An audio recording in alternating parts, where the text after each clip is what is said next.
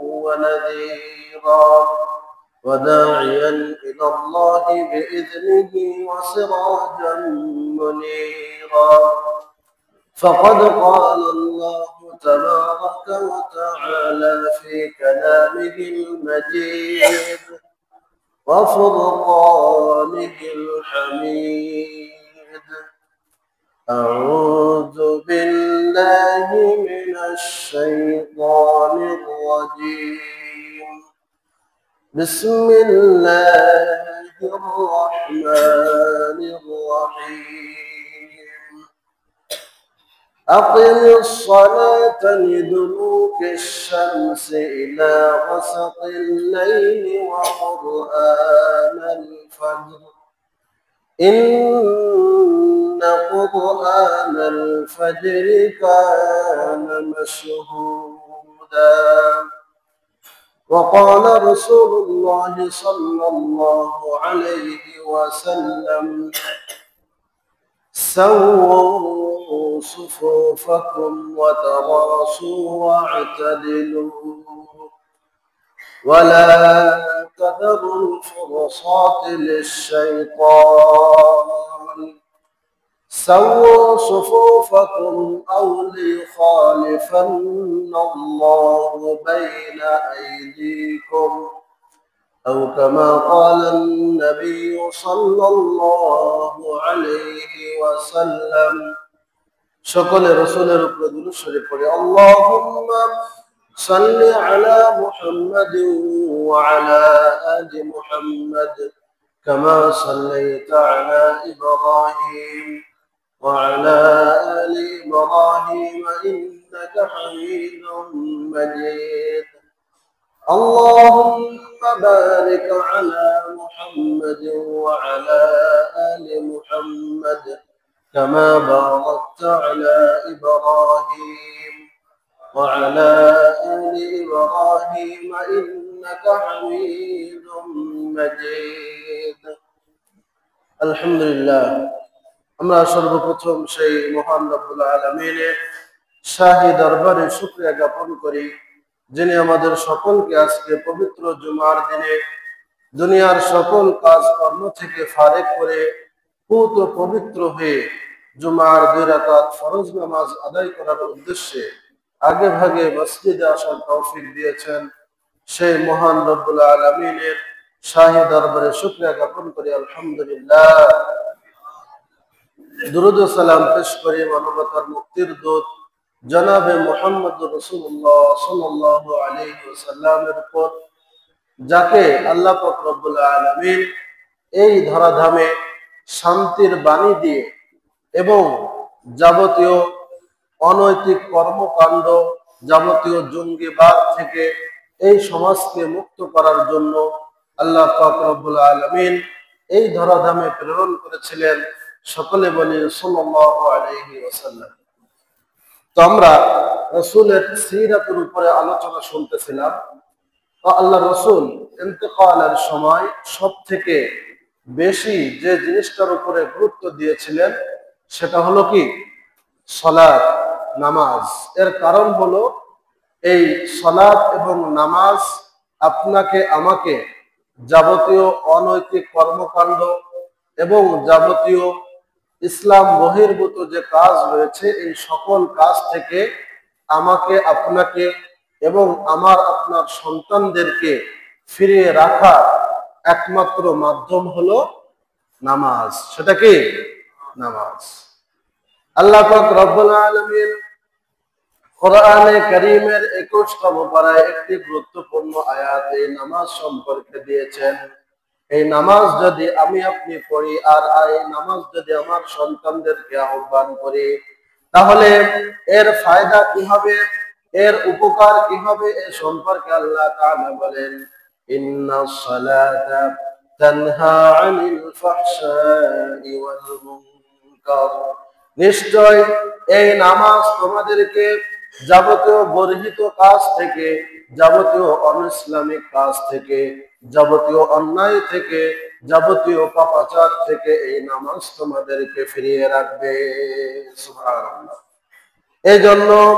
আল্লাহ রাসূল আমাদের এই নামাজের মধ্যে অবহেলা করতে এবং এই নামাজের মধ্যে আমরা কিভাবে কাতারবদ্ধ হয়ে দাঁড়াবো, পরস্পর ভ্রাতৃত্ব বন্ধনে কিভাবে আবদ্ধ হব, সবাই হিংসা বিদ্বেষ ভুলে গিয়ে একই কাতারে কিভাবে আমরা একে অপরের কাঁধে কাঁধ মিলিয়ে কিভাবে আমরা দণ্ডায়মান হব, এ সম্পর্কে আল্লাহ রসুল বুখারী শরীফের 723 নম্বর হাদিসে আল্লাহ রসুল বলেন, সাবু সুফুফাকুম, নামাজের জন্য সর্বপ্রথম যে কাজটা আমাদের করতে হয়, জামাতবদ্ধ হয়ে নামাজের জন্য আমাদের কাতারকে সর্বপ্রথম সোজা করতে হয়। কি করতে হয়? সোজা করতে হয়। আল্লাহ রসুল বলেন, সাবু সুফুফাকুম, তোমরা নামাজের কাতার যদি সুন্দরভাবে সোজা না করো, নামাজের কাতারের মাঝে যদি দুই ব্যক্তির মাঝে তোমরা ফাঁকা রাখো, তাহলে আল্লাহ তাআলা তোমাদের মনের মধ্যে দূরত্ব তৈরি করে দিবেন। কি করবেন? মনের মাঝে। কারণ দুই ব্যক্তি যদি এমন দুই ব্যক্তি পাশাপাশি দাঁড়ান যাদের দুইজনের মধ্যে মনের মিল নাই, তাহলে কি পাশাপাশি তারা দাঁড়াতে পারবে? দাঁড়াতে পারবে না। এজন্য আল্লাহ তাআলা এই নামাজকে জামাতবদ্ধ হয়ে আমার আপনার জন্য ফরজ করে দিয়েছেন, যেন মুসলিম ভাইয়ের সঙ্গে পরস্পরে 5 বার দিনে তারা একত্রিত হয় এবং পরস্পরের যে কুশল বিনিময়, সুখ দুঃখের একে অপরের যেন সাথী হতে পারে, এই জন্য আল্লাহ তাআলা একতাবদ্ধ হয়ে জামাতবদ্ধ হয়ে নামাজ পড়ার নির্দেশ দিয়েছেন। সুবহানাল্লাহ। আল্লাহ রাসূল বলেন, তোমরা যদি কাতার সোজা না করো, আউলি ইউখালিফান্নাল্লাহু বাইনা আইদিকুম আও বাইনা ওয়াজুহিকুম, আল্লাহ তাআলা তোমাদের পরস্পরের আখলাকের মধ্যে, তোমাদের পরস্পরের চরিত্রের মধ্যে, পরস্পরের অন্তরের মধ্যে আল্লাহ তাআলা তোমাদের ফারাক তৈরি করে দিবেন। আল্লাহ রাসূল তিনি যারা কাতার সোজা করে তাদের জন্য আল্লাহ রাসূল দোয়া করেছেন, মান সাফফা সুফুফান সাফফাল্লাহু তাআলা, যে ব্যক্তি কাতার সুন্দরভাবে সোজা করবে, একতাবদ্ধ হয়ে যে ব্যক্তি নামাজ পড়বে, আল্লাহ তাআলা কাল কিয়ামতের ময়দানে জান্নাতে তাদেরকে সাহাবায়ে কেরামের জামাতের সঙ্গে উঠাবেন। সুবহানাল্লাহ। তো এজন্য অনেক সময় দেখা যায় আমরা দিনে 5 বার আমরা নামাজ পড়ি, কিন্তু এই নামাজ আমাদেরকে অন্যায় থেকে, গর্হিত কাজ থেকে, পাপাচার থেকে এবং বিচার বহির্ভূত হত্যাকাণ্ড যেটা বর্তমান বিশ্বে ঘটতেছে, সেটা হলো জঙ্গিবাদের কারণে। ঠিক না? কিসের কারণে? জঙ্গিবাদ। জঙ্গিবাদ সেটা মূলত বলা হয় যে আমরা ইসলামের বিধান বহির্ভূত এবং ইসলামে আদেশ করে নাই এমন ভাবে সমাজে অনৈতিকতা সৃষ্টি করা, বিশৃঙ্খলা সৃষ্টি করা এবং বিভিন্নভাবে সমাজে মানুষের মধ্যে ফিতনা ফাসাদ সৃষ্টি করা এবং বিচার বহির্ভূত হত্যাকাণ্ড ঘটানো, এগুলাইকে সমাজে আমরা জঙ্গিবাদ হিসেবে যেভাবে জানি, ইসলামের শরীয়তে এটাকেই মূলত জঙ্গিবাদ হিসেবে চিহ্নিত করেছে। ঠিক না? এই জন্য আমাদের নামাজের মাধ্যমে আমাদের সন্তানদেরকে আমরা এই জঙ্গিবাদ থেকে আমরা ফিরিয়ে রাখতে পারি। জং এটা হলো একটি ফার্সি শব্দ, এর শাব্দিক অর্থ হলো যুদ্ধ। শাব্দিক অর্থ কি? যুদ্ধ। জঙ্গিবাদ বলা হয় অর্থাৎ যুদ্ধবাদ, অর্থাৎ যেখানে মানুষের মধ্যে ইসলামের বিধিবিধানের বাইরে গিয়ে মানুষের মাঝে ফিতনা ফাসাদ সৃষ্টি করা, অন্যের সম্পদ লুণ্ঠন করা এবং গোপন বিভিন্ন মিশন পরিচালনা করা, যেটা পার্বত্য চট্টগ্রামে ইতিমধ্যে লক্ষ্য করা গিয়েছে। ঠিক না? তারা দাবি করতেছে বাংলাদেশ থেকে আমাদের এই রাষ্ট্রকে আলাদা করে দিতে হবে, পার্বত্য চট্টগ্রামকে তারা আলাদা একটি রাষ্ট্র হিসেবে দেখতে চায়। কি চায়? আলাদা হিসেবে, রাষ্ট্র হিসেবে দেখতে চায়।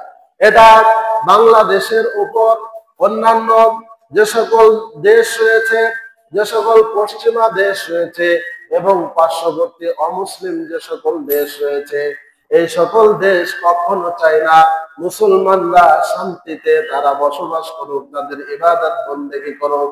এই জন্য কিছু ছেলেদেরকে তারা হায়ার করে এবং তাদেরকে মোটা অঙ্কের টাকার প্রলোভন দেখিয়ে এবং শরীয়তের বিভিন্ন দিক বুঝিয়ে তাদেরকে এইভাবে বোঝাই, বর্তমান যে সমাজ চলতেছে এই সমাজ চলা যাবে না, বরং একটি রাষ্ট্র কায়েম করতে হবে, বাংলাদেশ থেকে আলাদা হয়ে যেতে হবে, তাহলে ইচ্ছা স্বাধীন মতো চলা যাবে। এইভাবে তারা পার্বত্য চট্টগ্রামের তারা মাসুম বাচ্চাদেরকে এবং যারা যুবক রয়েছে তাদের মধ্যে এই জঙ্গিবাদ তারা ঢুকিয়ে দেওয়ার চেষ্টা করতেছে, ঠিক না? এর মধ্যে মুসলমানের সন্তানরাও রয়েছে, তাদেরকে যারা বিশেষ করে উঠতি বয়সে যারা তাদের রক্তের মধ্যে একটা গরম ভাব থাকে, তাদেরকে এই সকল সংগঠন, বিভিন্ন নামে সংগঠন রয়েছে, তো এই সকল সংগঠন তাদেরকে বিভিন্নভাবে বোঝায় যে আল্লাহ রসুল তিনি যুদ্ধ করেছেন, সাহাবায়ে কেরাম যুদ্ধ করেছেন, এজন্য আমাদেরকেও ইসলামী রাষ্ট্র প্রতিষ্ঠা করার জন্য আমাদেরকেও কি করতে হবে? যুদ্ধ করতে হবে। এইভাবে তাদেরকে ইসলাম দিয়ে ইসলামের বহির্ভূত কাজ তাদের মাধ্যমে কি হয়? করানো হয়। আল্লাহ রসুল যখন মক্কায় ছিলেন, মক্কায় থাকা পর্যন্ত আল্লাহ রসুলকে আল্লাহ তাআলা কখনো জিহাদের যুদ্ধের অনুমতি দেন নাই। যখন মদিনায় একটি ইসলামী শাসন ব্যবস্থা চালু হয়েছে, ইসলামী রাষ্ট্র হয়েছে, ইসলামী রাষ্ট্রের তখন জিম্মাদারি হলো সকল মানুষের হেফাজত করা এবং অন্যান্য যে সকল মুসলিম দেশ রয়েছে তাদের কাছে ইসলামের সুশীতল বাণী পৌঁছানো, এটা হলো রাষ্ট্রের জিম্মাদারি। কাদের? এটা কোনো ব্যক্তির জিম্মাদারি। অনুরূপ ভাবে আমরা ইসলামের যে বিধান জানি, কোন ব্যক্তি যদি চুরি করে তার হাত কেটে দিতে হয়, এটা কোনো ব্যক্তির করার অনুমতি ইসলাম দেয় নাই, বরং ওই ব্যক্তি, যে ব্যক্তি চুরি করবে তার যে শাস্তি রয়েছে এই শাস্তিটা বাস্তবায়ন করার দায়িত্ব হলো রাষ্ট্রের। কার? একজন চুরি করছে, আপনি তাকে পাইলে সামনে গিয়ে হাত কেটে দিলেন, ইসলাম আপনাকে অনুমতি দিয়েছে? দেয় নাই। এর মাধ্যমে সমাজে বিশৃঙ্খলা সৃষ্টি হয়। মূল দায়িত্ব হলো রাষ্ট্রের দায়িত্ব, কোন বিচার কার্য পরিচালনা করা, কেউ যদি অন্যায় করে তার শাস্তির ব্যবস্থা করা, এটা হলো রাষ্ট্রের কাজ। এটা কোনো ব্যক্তিকে ইসলাম করার অনুমতি দেয় নাই। দিয়েছে? দেয় নাই। এজন্য আল্লাহ রসুলের কাছে এক ব্যক্তি, আল্লাহ রসুলের কাছে অন্য এক ব্যক্তির জন্য আল্লাহ রসুলের কাছে অভিযোগ করলো, হে আল্লাহ রসুল, অমুক ব্যক্তি সে নামাজও পড়ে, আবার সে দিনের বেলায় চুরি করে এবং রাত্রে বেলায় মানুষের অনিষ্ট সাধন করে। এই ব্যক্তি সম্পর্কে আল্লাহ রসুল বললেন, এই ব্যক্তি ওই সময় এই সকল পাপাচার থেকে ফিরে আসবে যখন সে তার নামাজ ঠিক মতো আদায় করবে। যদি নামাজ ঠিক মতো আদায় করে তাহলে ওই সকল পাপ থেকে আল্লাহ তাআলা তাকে ফিরিয়ে রাখবেন। আল্লাহ রসুলের মুখ নিঃসৃত এই বাণী কিছুদিন পর দেখা গেল আল্লাহ রসুলের ওই সাহাবী তিনি নামাজ ঠিক মতো আদায় করা শুরু করলেন। এরপর যাবতীয় পাপাচার থেকে আল্লাহ তাআলা ওই ব্যক্তিকে হেফাজত করলেন। সুবহানাল্লাহ। এই জন্য নামাজই হতে পারে আপনার, আমার এবং আমাদের সন্তানদের যাবতীয় অন্যায় এবং সমাজে বিশৃঙ্খলামূলক যে কাজ রয়েছে এই কাজ থেকে হেফাজতের একটি মাধ্যম হতে পারে কি? নামাজ। আমরা তো নামাজই পড়ি না ঠিক মতো। এখানে যদি হাত উঁচু করতে বলা হয় যে আমরা আজকে ফজরের নামাজ পড়ছি, কে কে? হয়তো অর্ধেক হাতও কি উঠবে না। উঠবে?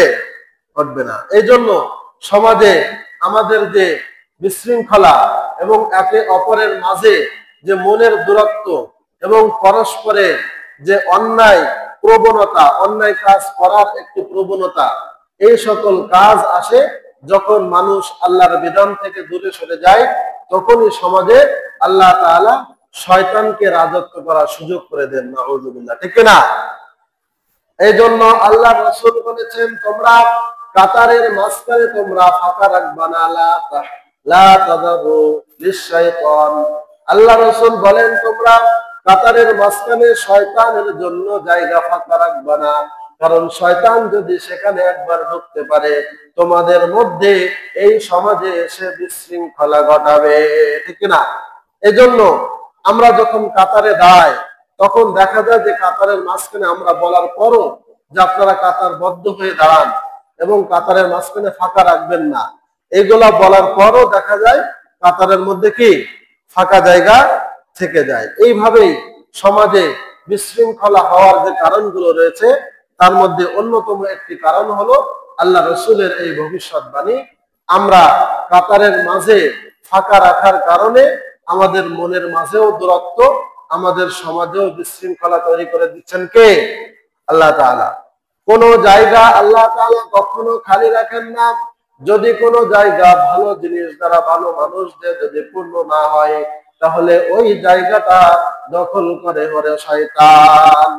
যদি কোনো বাড়ির মধ্যে আপনি আমি বসবাস না করি, ওই বাড়িতে যেভাবে আগাছা পরগাছা হয়ে যায়, ওই বাড়িতে বিভিন্ন পোকা মাকড়ের আবাসস্থল হিসেবে যেভাবে পরিণত হয়, অনুরূপ ভাবে সন্তানের মধ্যে যদি দ্বীনি শিক্ষা আমি আপনি না দিতে পারি, তাহলে ওই সন্তান আপনার আমার কথা অমান্য করে বিপথে যাবে, ঠিক না?